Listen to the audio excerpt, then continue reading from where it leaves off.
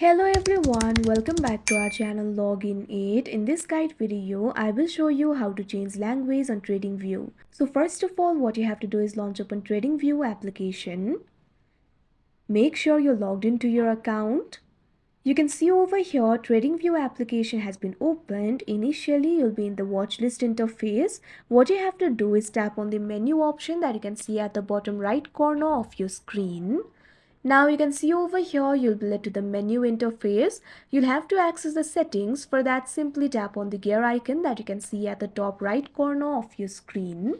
Now you'll be able to access the settings over here. You'll be able to find the options like theme, watch list, chart, etc.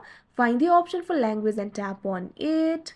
Now you'll be able to find variety of languages over here. Right now English is selected. So simply tap on the language that you want to change to.